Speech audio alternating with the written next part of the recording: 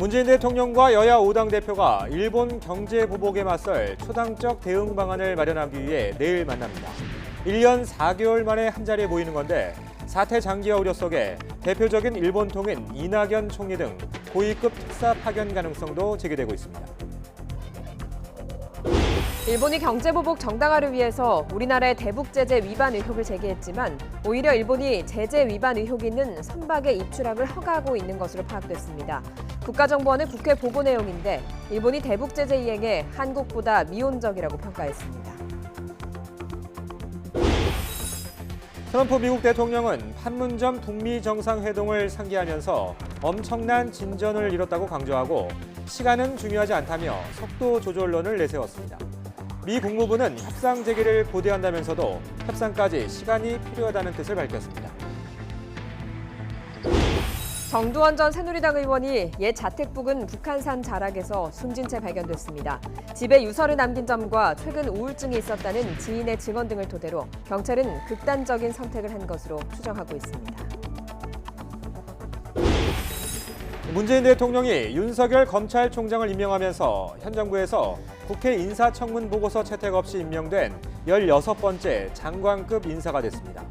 자유한국당은 독불장군 인사이자 야당 괴멸 기조를 유지하는 것이라며 반발했습니다. 직장 내 괴롭힘 금지법이 어제부터 시행됐습니다. 이른바 갑질을 근절하려면 학교 교육도 중요한데 정작 교사들부터 관리자들로부터 갖가지 갑질과 괴롭힘을 당한다는 설문조사 결과가 나왔습니다. 굿모닝 YTN 2부 이어갑니다. 문재인 대통령이 총리와 정상 외교를 분담하는 투톱 외교론을 밝혔습니다. 일단 해외 순방 중인 총리에게 힘을 실어주는 취지입니다. 지금의 한일 관계와 맞물려서 이낙연 총리를 특사로 파견해서 돌파구를 열 수 있다는 관측도 나오고 있습니다. 김도원 기자입니다. 일본의 강력한 경고를 전한 다음 날 열린 국무회의. 문재인 대통령은 투톱 외교론을 꺼내들었습니다. 경제와 평화를 위해 외교가 중요해졌기 때문에 대통령과 총리가 함께 나서야 한다는 설명입니다. 이낙연 국무총리가 4개국 순방으로 자리를 비운 날, 총리 외교를 정상급으로 격상하며 힘을 실어준 겁니다. 정상 외교의 수요가 폭증하면서 대통령 혼자서는 다 감당하기가 어려워졌습니다. 그래서 대통령과 총리가 적절히 역할을 분담해 정상급 외교 무대에서 함께 뛸 필요가 있습니다. 한일 관계에 대한 대통령의 추가 언급은 없었지만 총리의 외교적 역할을 강조한 만큼 자연스럽게 일본의 수출 규제 문제 해결에도 이 총리가 나설 수 있다는 전망이 나옵니다. 특히 일본 사정에 정통한 이 총리를 특사로 보내는 방안도 거론되고 있습니다. 이 총리는 기자 시절 도쿄 특파원을 지냈고 국회의원으로 10여 년간 한일 의원연맹에서 활동하며 수석 부회장까지 지낸 일본통으로 꼽힙니다. 청와대 고위 관계자는 문 대통령이 평소 한일 관계에 관해 이 총리의 판단을 들어왔고 현 정부에서 그만한 일본 전문가도 없다면서 대일 특사를 보낸다면 가장 유력한 카드라고 말했습니다. 이 총리는 앞서 대일 특사 파견 가능성을 묻는 국회 대정부 질문에 여러 노력이 진행되고 있다고 답했습니다. 대통령께서는 직접 나설 수 없지만 대통령께 대일 특사 파견을 건의할 용의는 있습니까? 예, 공개하기는 어렵습니다만은 외교적인 노력이 여러 가지 방면에서 진행되고 있다는 말씀은 드릴 수 있습니다. 그렇지만 시기적으로 지금은 특사를 보낼 수 있는 상황이 아닙니다.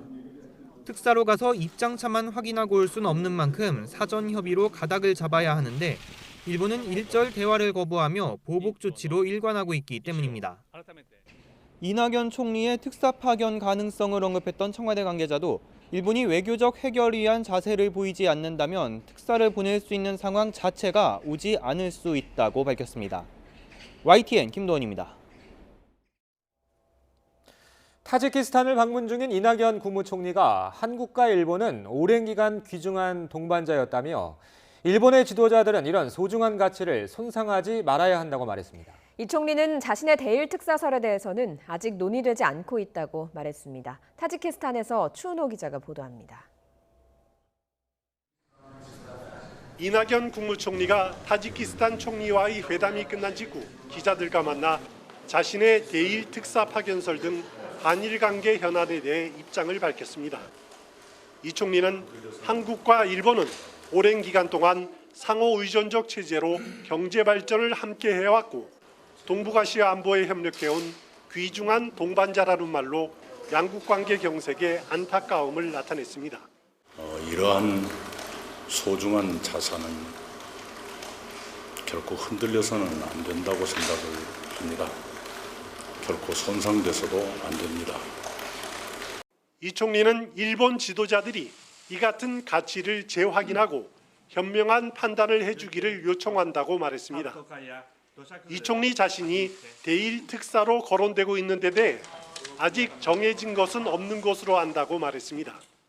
제가 수면 위로 드러나서 뭔가를 한다는 것은 아직까지 저와 상의한 적은 없습니다. 이 총리는 21일로 예정된 일본 참의원 선거를 앞두고 양국 간 협의에 제약이 있는 것은 사실이지만 양국 사이에는 모종의 흐름이 진행되고 있다고 말했습니다. 강제징용 피해자의 배상과 관련해 이낙연 총리는 우리 정부와 일본 정부가 내놓은 제안들을 한꺼번에 논의의 테이블에 올려놓고 접점을 찾기 위해 노력하자고 강조했습니다. 두산베에서 YTN 추은호입니다. 일본 수출 규제 여파가 국내 기업 피해로 이어지는 상황을 막기 위해서 더불어민주당과 청와대는 가용 자원을 총동원하겠다고 밝혔습니다. 국회에서 진행된 당청 연석회의 직후 민주당 조정식 정책위 의장은 대체 수입선 확보 등을 통해 기업을 전방위적으로 지원하는 등 모든 가능성에 대비하겠다고 강조했습니다. 청와대 김상조 정책실장은 당청 간 소통 채널을 열어 분업과 협업 체계를 구축해서 이번 사태를 해결하는 데 힘을 보태겠다고 말했습니다. 여야는 문재인 대통령과 5당 대표의 청와대 회동을 내일 오후 4시부터 6시까지 열기로 합의했습니다. 여야 5당 사무총장은 국회에서 만나서 이같이 합의했습니다. 더불어민주당 윤호중 사무총장은 이번 회동에서는 일본의 경제보복 조치와 국내 산업에 미치는 영향에 대한 대책을 마련하기 위해서 정부로부터 보고를 받고 여야의 초당적 협력 방안과 국정 현안에 대해 폭넓게 논의하기로 했다고 설명했습니다. 앞서 일본은 수출 규제 이유로 우리나라의 대북 제재 위반 의혹을 제기했습니다. 그런데 정작 일본이 제재 위반 의혹이 있는 선박에 대해서 입출항을 그대로 허가하고 있는 것으로 나타났습니다. 한현희 기자가 보도합니다. 국정원이 북한산 석탄 반입 의심 선박이 최근까지도 일본 항구에 입항했다고 국회에 보고했습니다. 대북 제재를 위반한 것으로 의심되는 선박은 출항을 보류하고 조사를 진행하는 등의 조치를 취해야 하는데 선박 정보 제공 사이트 등을 통해서 확인해보니 대북 제재를 위반한 것으로 의심되는 선박인 샤이닝 리치호, 진룽호 등이 최근까지도 일본 항구를 자유롭게 드나들었다는 겁니다. 국정원은 우리 정부가 일본 당국에 이 선박들이 결의 위반 의심 선박임을 전달했지만 일본이 적절한 조치를 취하지 않고 국내법 미비를 이유로 입출항을 허용하고 있다고 설명했습니다. 유사한 행위를 하고 있는 그런 선박들에 대해서 어떻게 보면 동맹국인 미국이나 이런 데서는 굉장히 강력한 조치를 하고 있는 것과 비교하면 우리의 동맹국이라고 볼 수 있는 일본이 그 부분에 대해서 상당히 미온적인 부분이 우리로서는 극히 유감이다 이런 거죠.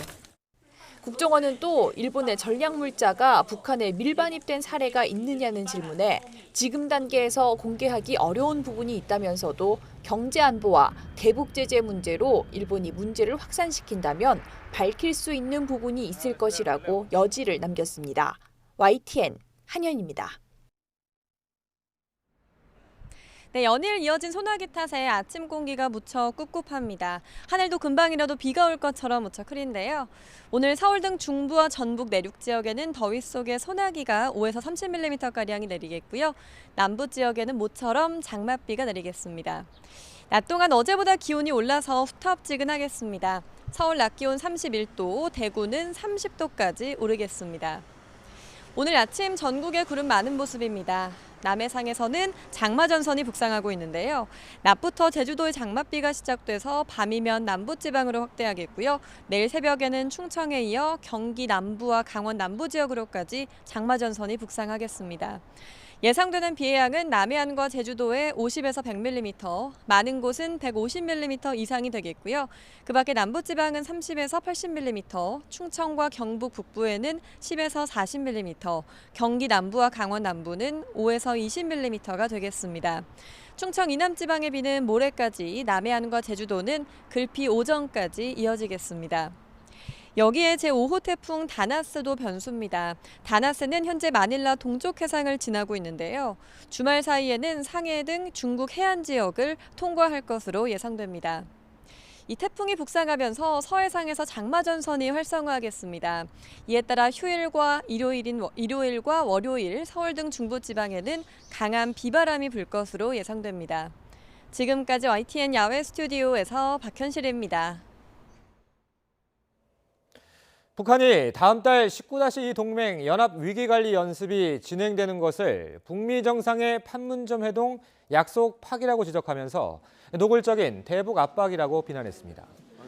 북한 외무성 대변인은 조선중앙통신을 통해 발표한 담화에서 합동 군사연습 중지는 트럼프 대통령이 싱가포르 회담에서 직접 공약하고 판문점 회동 때도 북측 외무상과 미 국무장관이 함께 있는 자리에서 거듭 확약한 문제라고 지적했습니다. 그러면서 미국이 최고위급에서 직접 중지하기로 한 합동 군사연습을 재개하려 하고 있다며 이것은 위반이며 우리에 대한 노골적인 압박이라고 주장했습니다. 이처럼 북한이 한미훈련을 내세워 북미 협상 지연을 압박한 가운데 트럼프 미국 대통령은 시간은 중요하지 않다며 속도 조절론을 내세웠습니다. 미 국무부도 협상 재개 의지를 밝히면서도 재개까지 시간이 더 걸릴 것을 시사했습니다. 워싱턴에서 김희준 특파원이 보도합니다. 트럼프 대통령은 판문점 북미 정상회동을 상기하며 엄청난 진전을 이뤘다고 밝혔습니다. 하지만 서두를 게 없다는 말을 되풀이했습니다. Now they're interested in speaking and the relationship is very good. I think we've made tremendous progress on North Korea. And again, time is not of the essence. 북한이 북미 실무 협상과 한미훈련 유예를 연기한 가운데 속도 조절론을 앞세운 겁니다. 폼페이오 국무장관은 미국도 창의적인 방안을 찾겠지만 북한 역시 새로운 방안을 갖고 협상에 나오라고 촉구했습니다. 하노이 정상회담에 들고 온 영변과 제재 교환에 머물러서는 곤란하다는 뜻입니다. 국무부는 협상 재개를 고대한다면서도 협상까지 시간이 필요하다는 뜻을 밝혔습니다. It's not going to be announced here from the podium. We're going to give this team space to do the work. 한편 에스퍼 국방장관 지명자는 북한과 이란을 위협으로 꼽으며 외교가 최상의 선택지라고 강조했습니다. We must be prepared to respond to regional threats such as Iran and North Korea, all the while maintaining pressure on terrorist groups. 북한이 협상 재개를 저울질하는 가운데 미국은 재차 대화로 손짓하고 있습니다. 하지만 양측의 비핵화 입장차는 쉽게 좁혀지지 않아 이달 내 실무 협상 재개는 어렵다는 관측이 제기되고 있습니다. 워싱턴에서 YTN 김희준입니다. 미 국방부는 북한이 다음 달로 계획된 한미연합훈련을 비난하는 것과 관련해 미국과 한국은 이번 가을 연합훈련을 실시할 준비를 하고 있다고 밝혔습니다. 데이브 이스트번 미 국방부 대변인은 현지 시각 16일 북한 외무성 담화에 대한 입장을 묻는 YTN 논평 요청에 이 훈련 프로그램은 준비 태세를 유지하고 외교적 노력을 지원하기 위해 한국과 협력해 조정됐었다며 이같이 말했습니다. 강경화 외교부 장관은 북미 간 실무협상 재개는 정상 차원의 합의라며 조속히 재개될 것으로 기대하고 있다고 말했습니다. 강 장관은 아프리카 3개국 순방을 마친 뒤 인천공항을 통해 귀국하면서 기자들과 만나 북한이 한미 군사훈련을 비난하면서 실무협상에 영향을 줄 것이라고 밝힌 데 대한 입장을 묻자 이같이 답했습니다.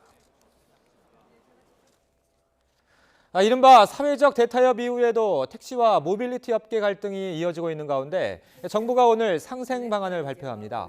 이에 앞서서 여당인 더불어민주당과 협의를 진행하고 있는데요. 현장으로 가보겠습니다. 진심 어린 관심과 적극적인 도움으로 국토교통의 새로운 이정표를 세울 수 있었습니다. 오늘 당정 협의에서는 그동안 지속되어 온 택시와 플랫폼 업계의 갈등을 해소하고 국민들에게 보다 나은 서비스를 제공할 수 있는 택시제도 개편 방안에 대해 보고드리고 협조를 요청드리고자 합니다. 정부는 지난 3.7 사회적 대타협 이후 택시 및 플랫폼 업계와 논의를 지속해 왔으며 이 과정에서 누구나 제도적인 틀 안에서 공정하게 경쟁해야 하며 그 혜택은 국민에게 돌아가야 한다는 대원칙을 다시 한번 확인할 수 있었습니다. 이러한 원칙 아래 택시와 플랫폼의 혁신 성장, 상생 발전, 서비스 혁신을 목표로 택시제도 개편 방안을 마련했습니다. 의원님들께서 양해해 주신다면 교통물류실장으로 하여금 보다 상세히 보고드리도록 하겠습니다. 의원님 여러분들의 기타 남는 의견과 협조를 부탁드리겠습니다. 고맙습니다.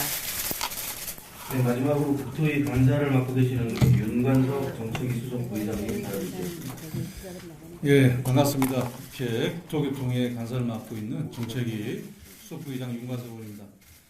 지난 3월 7일 날 있었던 사회적 대타협 기구의 합의 대응에 따라 네, 택시와 모빌리티 업계 상생 방안 마련을 위한 당정 협의가 진행 중입니다.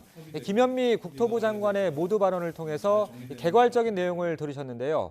잠시 뒤엔 국토부가 이와 관련한 구체적인 개편 방안을 발표할 예정입니다. 이어지는 뉴스에서 자세히 전해드리도록 하겠습니다. 네, 다음 소식입니다.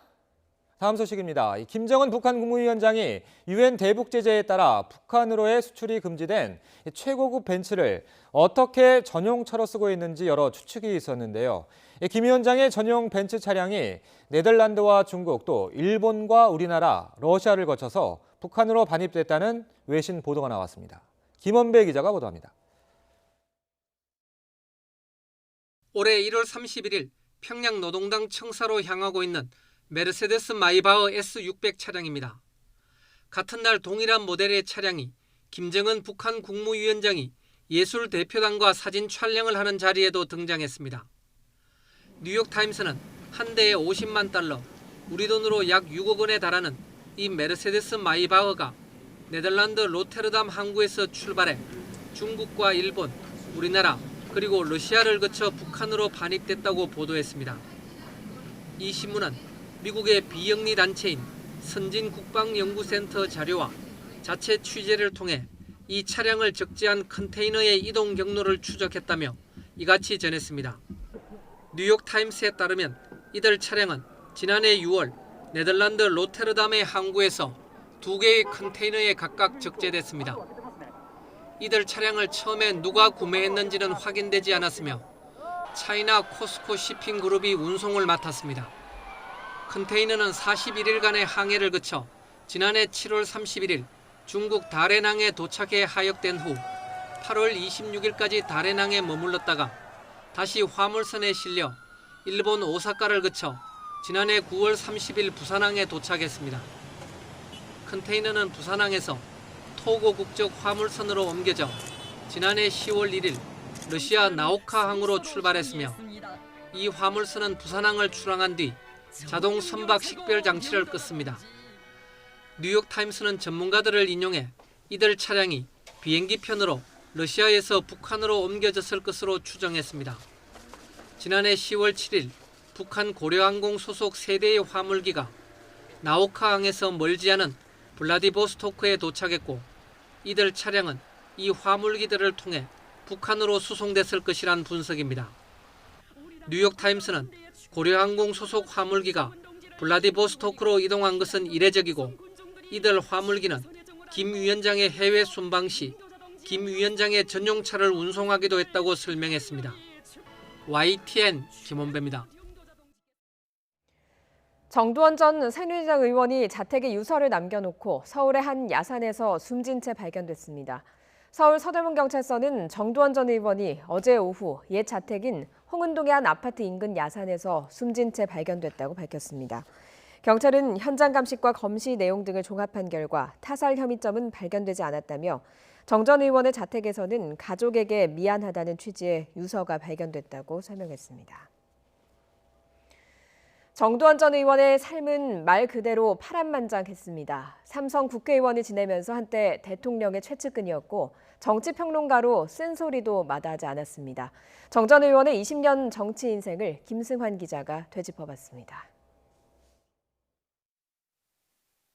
1980년 행정고시에 합격해 공직 생활을 시작한 정 전 의원은 한나라당 대변인을 지내며 본격적으로 정치에 입문했습니다. 서울시 정무부시장을 거쳐 2004년 17대 총선부터 19대 총선까지 서울 서대문을에서 내리 3선을 지냈습니다. 정치하는 사람들이나 정부나 정말 다시 생각해야 될 것 같아요. 연정이니 개헌이 이런 거는 시민들한테 서민들한테 전혀 관심도 없는 것 같고 경제 살림이 역시 제일 중요합니다. 그러니까 그 일에 매진하겠습니다. 정 전 의원은 당시 이명박 서울시장을 대통령으로 만드는 데 앞장선 공을 인정받아 대통령직 인수위 구성 등에 깊숙이 개입하며 권력 핵심으로 분류됐습니다. 소탈하고 진지한 분이구나. 사실 그전에는 이미지가 사실 그렇게 썩 좋지는 않았어요. 뭐 재벌 회장 이런 이미지니까. 근데 굉장히 격의도 없고 소탈하고 진지한 분이구나. 하지만 이명박 전 대통령 친형이자 정권 실세였던 이상득 전 국회 부의장 등을 향해 권력의 사유화라는 거침없는 발언을 쏟아낸 뒤 부침을 겪었습니다. 권력 암투에 휘말리며 MB 정권 말기엔 저축은행 금품 수수 사건에 연루돼 법정 구속까지 당해 10개월을 구치소에서 살았지만 결국 무죄 판결을 받았습니다. 저 때문에 걱정을 많이 해주신 분들께 깊은 감사를 드립니다. 지금 상고 시비 진행 중입니다. 머지않아 진실이 곧 밝혀질 거라고 믿습니다. 이후 정 전 의원은 이명박 전 대통령과 관련된 의혹들을 잇따라 폭로하며 이른바 MB 저격수로 불렸습니다. 20대 총선에서 고배를 마신 뒤에는 종합편성 채널 평론가와 진행자로 제2의 전성기를 맞기도 했고 하여간 저는 객관적으로 얘기하는 겁니다. 청문회가 이런 식으로 진행되면 뭐 하려고 하는지 모르겠어요. 숨지기 직전인 최근까지 서울 마포에 일식집을 열며 왕성한 활동을 이어갔습니다. YTN 김승환입니다. 문재인 대통령이 윤석열 검찰총장 후보자를 임명했습니다. 현 정부 들어서 국회 인사청문 보고서 채택 없이 임명된 16번째 장관급 인사입니다. 야당은 국회를 무시했다며 반발했습니다. 우철희 기자입니다. 국회 인사청문 보고서 재송부 기한이 끝나자 문재인 대통령은 더 기다리지 않았습니다. 윤석열 검찰총장 후보자의 신임 검찰총장 임명안을 제거한 겁니다. 문재인 정부 들어 인사청문 보고서 채택 없이 임명된 장관급 인사로는 16번째입니다. 임기는 문무일 현 총장의 임기가 끝나는 25일 0시부터 시작됩니다. 청와대 핵심 관계자는 다만 야당의 반대를 의식한 듯 이번 임명이 18일로 예정된 대통령과 여야 5당 대표 회담과는 별개의 문제라고 선을 그었습니다. 야당은 가만히 있지 않았습니다. 자유한국당은 독불 장군의 인사이자 야당을 괴멸시키겠다는 기조를 유지하는 것이라고 강하게 비판했습니다. 검찰은 공정하고 또 바라야 되는 조직입니다. 걱정이 많이 됩니다. 바른미래당도 문 대통령이 불통이라고 비난하던 이명박 정부를 뛰어넘는 건 시간 문제라면서 역대 최악의 불통 대통령을 예약했다고 꼬집었습니다. 반면 여당인 더불어민주당은 임명을 환영하면서 검찰개혁 완수에 힘을 써달라고 당부했습니다. 다만 윤석열 신임 총장의 측근들이 검찰 요직을 장악해선 안 된다는 충고가 나오기도 했습니다. 장관님부터 윤석열 사단이 좋은 자리 독식한다 이런 얘기 안 나오게 분명하게 좀 해주시면 좋겠습니다. 이에 박상기 법무부 장관은 과거에도 검찰총장과 같이 일하는 사람들로 측근을 기용하는 일이 있었다면서 그런 일이 없도록 하겠다고 강조했습니다. YTN 우철입니다.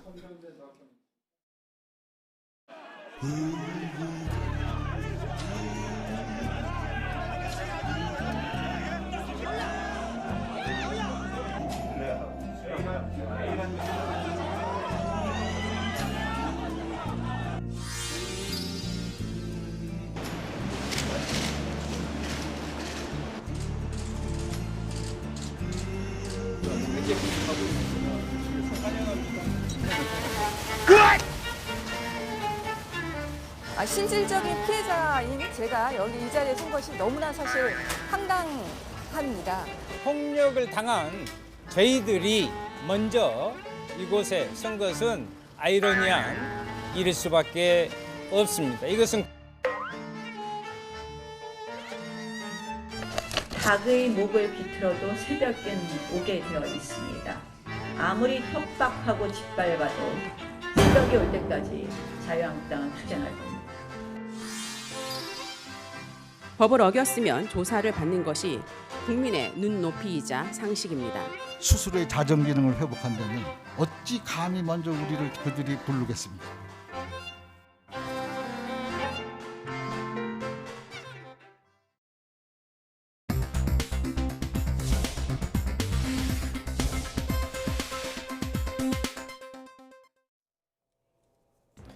이 시각 보도국입니다. 추가 경정 예산안을 심사할 국회 예결위 소위원회가 오늘부터 이틀 동안 가동됩니다.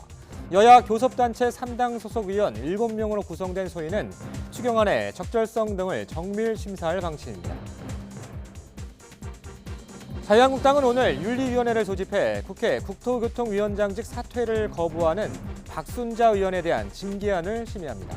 박맹우 사무총장은 YTN과의 전화통화에서 오늘 중앙윤리위 전체 회의를 열어서 징계안 심의를 시작한다고 밝혔습니다.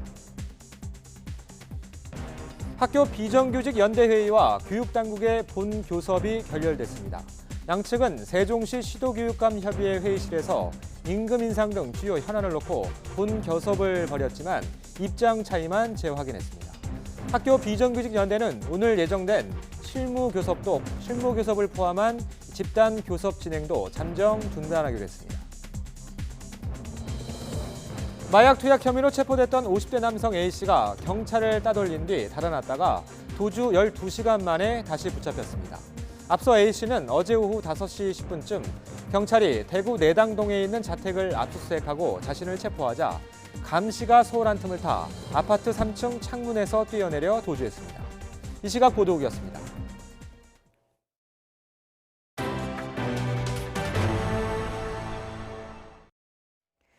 어제 저녁 인천의 한 터널 안에서 차량 6대가 잇따라 부딪혔습니다. 4명이 다치고 퇴근길 극심한 정체가 빚어졌습니다. 사건 사고 소식 차정윤 기자가 종합했습니다. 터널 안에 차량 파편이 널브러져 있고 갓길에 세워진 흰색 승용차는 종이장처럼 구겨졌습니다.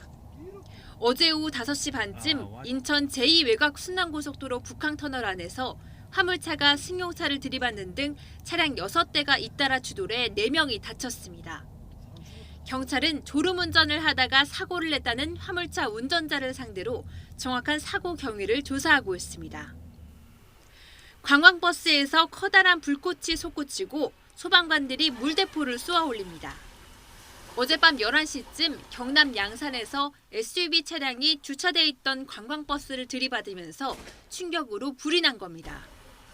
다행히 관광버스에는 탑승객이 없었고 SUV 차량 운전자는 자력으로 대피해 인명피해는 없었습니다.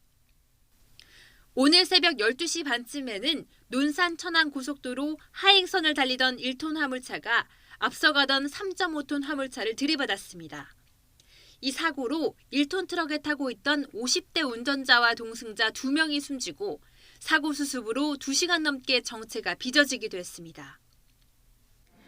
경찰이 지하철 승강장 앞을 통제하고 멈춰진 열차 곳곳을 살핍니다.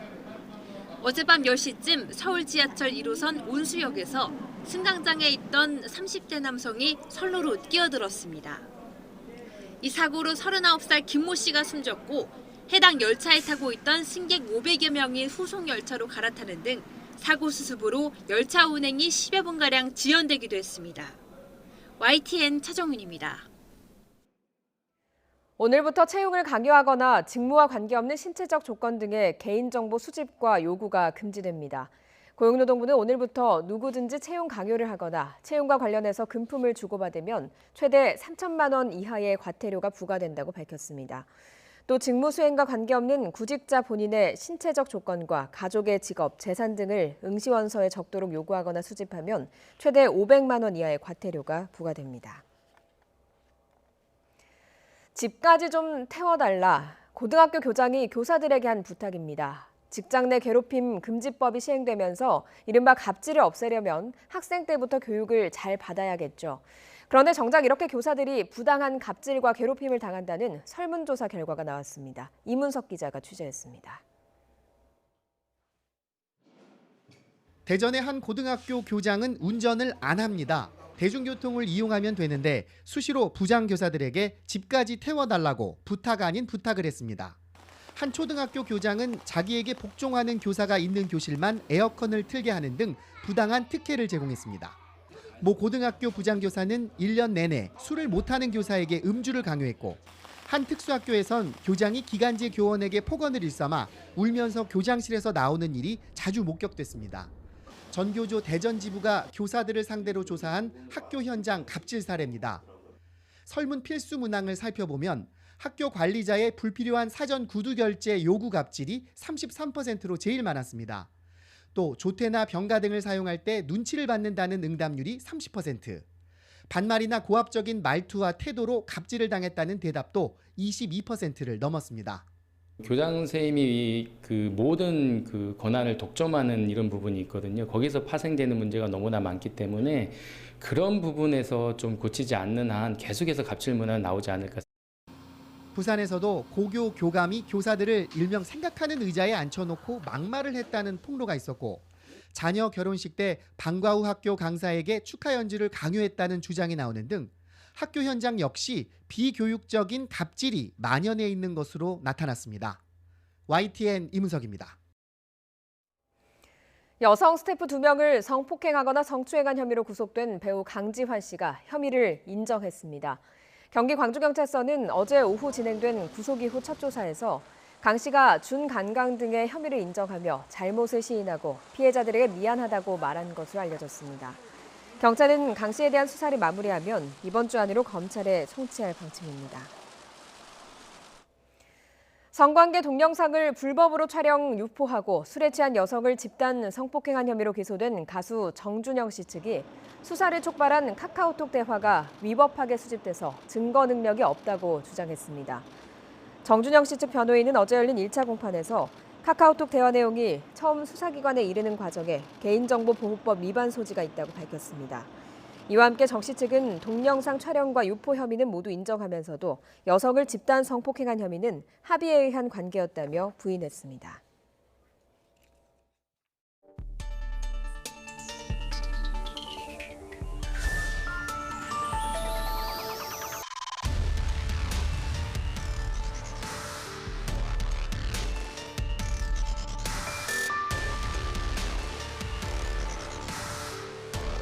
김 전 회장이 음란물을 본 뒤 자신을 상대로 성범죄를 저질렀다고 주장했습니다.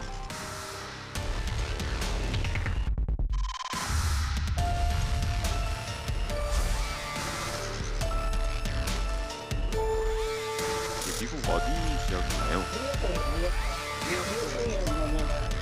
투표가 끝난 상태인지도 혹시 확인이 되나요?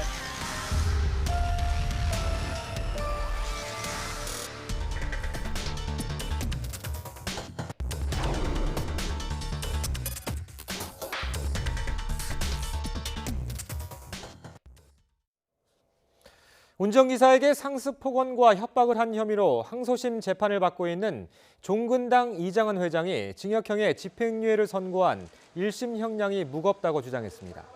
이 회장의 변호인은 서울중앙지방법원에서 열린 항소심 첫 공판에서 이 회장이 반성과 사과의 뜻을 충분히 전했다며 이같이 밝혔습니다. 앞서 이 회장은 운전기사 4명에게 폭언과 협박을 한 혐의 등으로 1심에서 징역 6개월에 집행유예 2년을 선고받았습니다. 동물권 단체 케어의 박소연 대표가 모금액을 다른 목적으로 사용한 혐의로 또 고발당했습니다. 동물보호단체는 서울중앙지검에 박 대표의 업무상 횡령 혐의를 수사해달라며 고발장을 제출했습니다. 이들은 고발장에서 박 대표가 지난 2008년부터 2012년까지 동물보호소 이전을 위한 모금운동을 벌였는데 모금액 2억여 원을 목적과 상관없는 곳에 썼다고 주장했습니다. 재작년 12월 충북 제천의 복합 스포츠센터에서 불이 나 큰 피해가 났죠. 흉물스럽게 남아있던 이 건물이 말끔히 철거되고 희생자들의 넋을 기리는 자리가 마련됐습니다. 김동호 기자가 취재했습니다. 희생자들을 위한 묵념에 이어 유가족들의 헌화와 재배가 잇따릅니다. 인근 주민들도 함께 희생자들의 넋을 기리고 유가족들을 위로합니다. 모두가 유가족들의 아픔이 하루빨리 치유되기를 간절히 빌었습니다. 고인들의 마지막 절규의 장소가 없어진다는 서운함에 감정이 복받치기도 하지만 참사 건물을 쳐다보는 유가족의 아픔을 마냥 외면할 수 없기에 한편으로는 참사를 마무리 짓는 하나의 과정이라 여겨집니다. 흉물스럽게 남아있던 복합스포츠센터는 1년 반 만에 완전히 모습을 감췄습니다. 이곳에는 오는 2021년 시민문화센터가 들어섭니다. 도서관, 공연장, 전시장 등 교육문화 복합 공간으로 꾸며집니다. 복합 문화 건물로 건축을 해서 하소동의 트레이드마크, 제천의 트레이드 건물이 될 수 있도록 또 하소 주변 상권 활성화에도 기여할 수 있도록 건물을 잘 짓도록 하겠습니다. 복합스포츠센터가 철거된 부지는 시민문화센터가 착공될 때까지 무료 주차장으로 활용될 계획입니다. YTN 김동호입니다. 요즘 스파이더맨과 알라딘 같은 외화가 박스오피스를 점령하고 있습니다. 특히 입체 화면 등을 보여주는 특수 상영관이 흥행과 매출 면에서 상당한 역할을 하고 있습니다. 최두희 기자가 취재했습니다. 정면뿐 아니라 좌우에서도 거대한 괴물이 나타납니다. 700만 관객 돌파를 눈앞에 둔 스파이더맨 파프럼 홈을 3면에서 볼 수 있는 특별관입니다. 전체 러닝타임 가운데 3면 상영 분량만 40분에 달하는데 이 포맷으로 개봉 첫 주에만 15만 명에 가까운 관객을 모았습니다. 확 트인 느낌을 받았고 더 몰입할 수 있었어요. 왜냐하면 앞과 옆이 다 스크린으로 채워져 있다 보니까 조금 더 내가 영화 안에 들어가 있다라는 느낌을 받아서 보는데 정말 몰입이 잘 됐습니다. 2개월 동안 영화 후반 작업 과정에서 제작사인 마블 스튜디오와 긴밀하게 협업한 결과입니다. 다채로운 재미를 줄 수 있는 씬들이, 감초 같은 씬들이 뭐가 있을까라고 이제 고민을 많이 이제 처음에 선정을 할 때 하는데, 그런 부분들도 같이 좀 놓치지 않고 저희가 좀 촘촘하게 흥행 역주행을 거듭하며 디즈니 실사 영화 가운데 처음으로 1000만 관객을 돌파한 알라딘의 흥행엔 오감 체험 특별관인 4DX 등 특수관 상영이 한몫했습니다. 특히 모션 의자에 앉아 마법의 양탄자를 타는 경험을 느끼려는 관객이 잇따르면서 역대 4DX 사상 최고 흥행 신기록도 세웠습니다. 기존의 어두운 상영관에서 벗어나 거실에서 보는 밝은 상영관 컨셉으로 연 극장도 인기입니다. 고객들의 달라진 기호와 트렌드에 맞춰서 끊임없이 개발을 하려고 하고 있고요. 앞으로도 좀 더 그 컨셉 부분이 좀 더 강조가 된 그런 테마형 극장을 꾸준하게 만들 계획으로 있습니다. 하나의 영화를 다채롭게 즐기려는 관객의 요구가 커지면서 이전에는 구색 갖추기에 불과했던 특별관이 이제 흥행의 중요한 요소로 떠오르고 있습니다. YTN 최두입니다.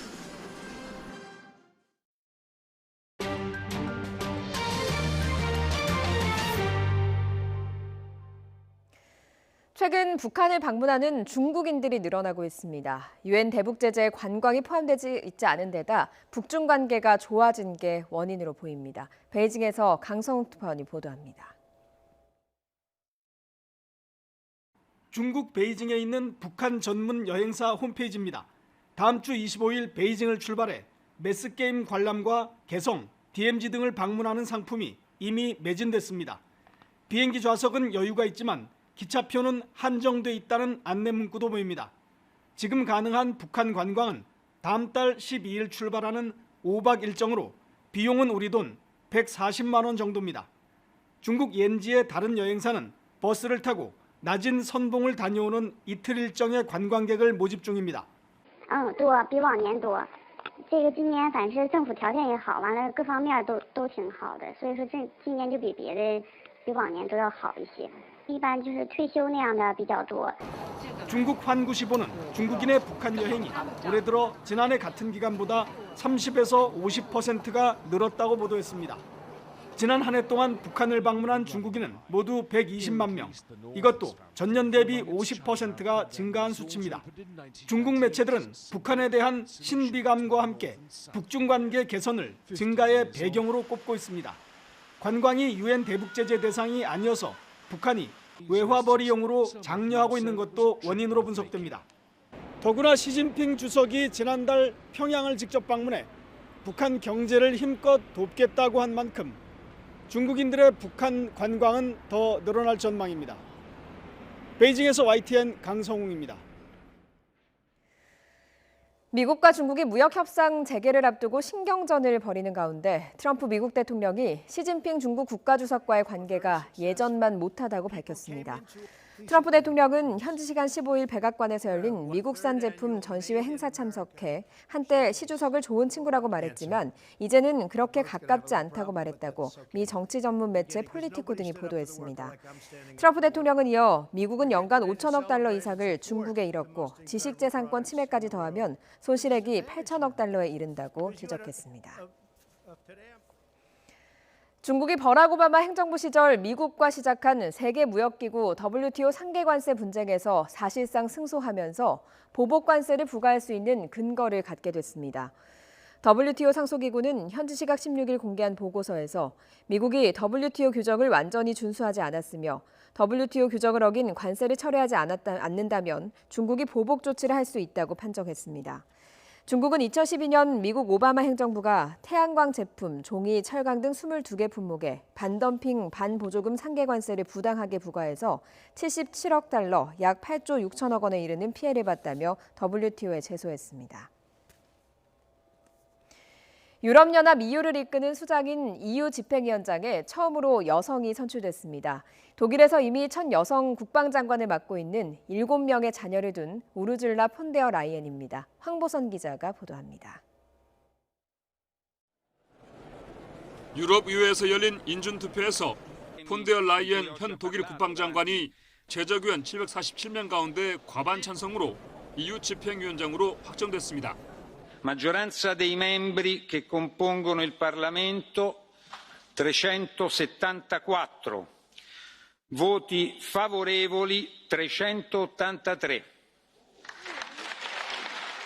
폰데어 라이엔은 영국 런던 정경대에서 경제학을 전공한 뒤 독일 하노버 의대를 졸업하고 의사로 일하다 정치인으로 변신했습니다. 중도 보수 기독민주당 소속으로 니더작센주 지방의회 진출한 뒤 앙겔라 메르켈 총리에게 발탁됐습니다. 가족여성 청년부 장관과 노동부 장관을 지낸 데 이어서 독일에서 여성으로서는 처음으로 국방부 장관을 맡았습니다. 7명 자녀의 엄마이기도 합니다. Ready to fight for the future rather than fighting against each other. Your confidence in a Europe that will take the big challenges of our times together. 새 EU 수반이 결정됨에 따라서 차기 EU 지도부 구성 작업이 탄력을 받게 됐습니다. 회원국별로 한 명씩 집행위원 후보를 추천받아 집행위원단을 구성하게 됩니다. 폰데어 라이에너 EU 집행위원회는 9월이나 10월 유럽의회 본회의에서 EU 집행위원단 인준투표를 통과하면 11월 1일 공식 출범합니다. YTN 황보선입니다. 하원의장 시절 공관에서 여러 차례 호화 파티를 열어 논란인 프랑스 환경부 장관이 현지 시각 16일 전격 사임했습니다. 프랑스와 드리지 환경장관은 자신의 페이스북에서 더는 장관직을 원활히 수행할 수 없게 되어 총리에게 사의를 표했다고 밝혔습니다. 지난 10일 프랑스의 한 탐사보도 매체는 드리지 장관이 지난 2017년 하원의장 시절 부인의 지인과 자신의 친인척이 포함된 손님들을 의장 공관으로 불러서 화려한 저녁 파티를 여러 차례 개최했다고 보도했습니다. 미국 공화당 출신의 전직 캘리포니아 주지사인 영화배우인 아널드 슈워제네거가 미국 민주당 여성 초선 하원의원 4인방을 겨냥한 트럼프 대통령의 인종차별 트윗을 강도 높게 비판했습니다. 슈워제네거는 정치 전문 매체 폴리티코에 보낸 이메일에서 트럼프 대통령의 트윗에 대해서 지난 주말에 나온 거짓되고 불공평하며 반미국적인 공격에 실망을 금할 수 없다면서 증오로 가득 차고 상스러우며 매우 분열적인 시도라고 비난했습니다. 갑작스러운 소나기에 대비해서 오늘도 우산은 필수입니다. 낮 동안 후덥지근한 날씨 속에 소나기가 오겠는데요. 낮 동안 중부와 전북 내륙 지역에 5에서 30mm의 소나기가 오겠습니다. 낮 기온은 중부를 중심으로 어제보다 오릅니다. 서울 31도, 춘천은 32도까지 오르겠고요. 남부 지역도 대구와 광주가 30도까지 오르겠습니다. 장마 전선도 북상합니다. 오늘 낮에 제주를 시작으로 저녁엔 호남과 경남 지역에 장맛비가 오겠습니다. 내일은 경기 남부와 강원 남부, 충청 이남 지역까지 장맛비가 확대되겠습니다. 일단 내일까지 남해안과 제주도에 많게는 150mm 이상, 그 밖에 남부 지역에 최고 80mm의 큰 비가 쏟아지겠습니다. 서울을 제외한 그 밖의 지역은 5에서 40mm의 비가 오겠습니다. 이후에는 태풍이 변수입니다. 제5호 태풍 다나스가 마닐라 동쪽 해상을 지나고 있는데요.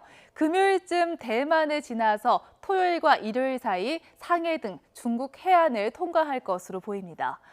우리나라는 모레와 글피 오전까지 남부 지역에 장맛비가 내린 뒤에 태풍이 북상하면서 다시 장마 전선이 활성화되겠습니다. 이에 따라 일요일부터 월요일 사이 중부 지역에 강한 비바람이 불 것으로 분석됩니다. 날씨 정보였습니다. 수요일 굿모닝 YTN 여기서 마치겠습니다. 내일 아침도 부지런히 준비하겠습니다. 고맙습니다.